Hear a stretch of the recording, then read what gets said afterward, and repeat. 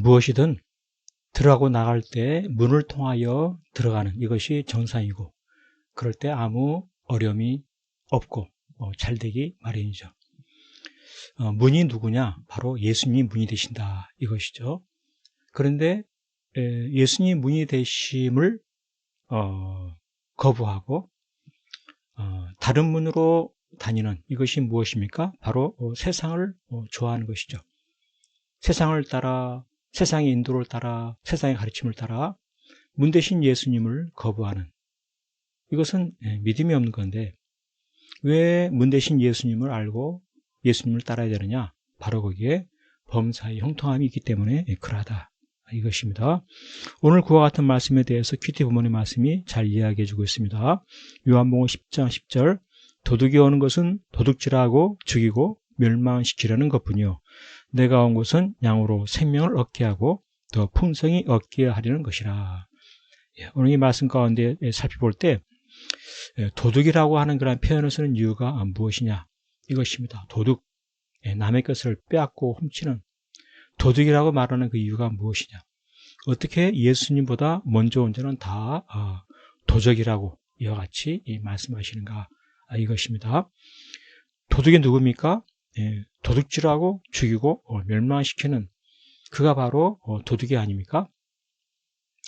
그래서 예수님 외에 다른 선해 보이고 멋있어 보이고 아름다워 보이는 것들이 참 많기 때문에 그것들이 전혀 도둑이 아닌 것처럼 보임에도 불구하고 왜 도둑이라고 하는지 그 의미를 믿음으로 깨달으려고 하는 것입니다. 그렇습니다. 예수님은 누구십니까? 예수님은 바로 선한 목자이시다. 선한 목자이시다. 선한 목자 되신 예수님이심을 일깨우고 싶으신 하나님의 심정이 있는 것입니다. 하나님은 예수님을 통하여서 참 구원을 주시는 그러한 하나님이시다. 이것이죠. 예수를 믿는 자에게 구원을 주신 하나님. 예수님이 바로 문시다. 예수님의 문 되심을 부인하고 다른 길로 인도하고 다른 길로 가게 하는 이 세상은 바로 도적이다. 이것입니다. 구원의 예수님을 따르지 못하게 하는, 그래서 세상을 따르게 하는, 나를 죽이고 멸망시키는 것이 바로 이 세상이다. 이것이죠. 이와 같은 사실들을 깨닫고 믿음을 가질 때 내가 세상을 따르기보다, 세상의 가르침을 따르기보다 문 대신 예수님을 따르면서 들어가며 나오며 꼴을 얻는, 들어가며 나가며 복을 얻는, 들어가 나가며 형통함을 얻는, 들어가며 나가며 모든 필요한 것을 얻는 그와 같은 복을 받게 되는 것입니다. 그렇습니다. 오늘 우리의 삶 가운데도 이 세상을 얼마나 많이들 좋아합니까? 먹을 것, 마실 것, 입을 것, 누릴 것, 눈에 보이는 육신의 정욕, 안목의 정욕, 이생의 자랑, 이런 것들을 쫓아 살아가는 많은 사람들. 세상이 나를 살게 할 것 같고, 세상이 내 모든 필요를 채울 것 같고, 세상이 가장 좋은 것으로 여겨지지만은, 그러나 믿음이란 무엇입니까? 세상이 아닌 예수님이 문 되심을 아는 것입니다.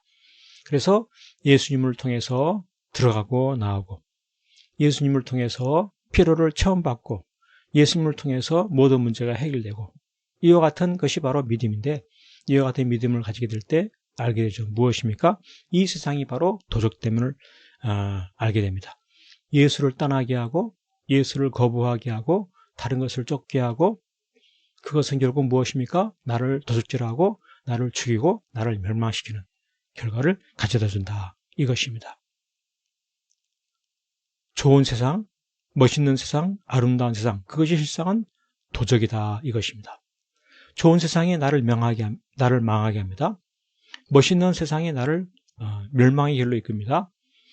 정말 좋아 보이는 그 모든 세상의 것들이 나를 쓰러뜨리는 것이다. 이것입니다. 누가 나를 세우고 누가 나를 복되게 합니까? 바로 예수님이다. 이것입니다. 예수님을 따라 나갈 때 내가 이 세상에서 범사에 형통케 되는 그러한 복을 받게 되는 겁니다. 2022년 이 세상을 따르기보다 예수님을 따라 삶을 통하여서 내 삶의 모든 문제가 다 해결되어지고 2022년 예수님을 따라 삶을 통해서 그 어떤 때보다 가장 복되고 형통한 그와 같은 은혜가 넘치게 되기를 간절히 축복합니다. 아멘.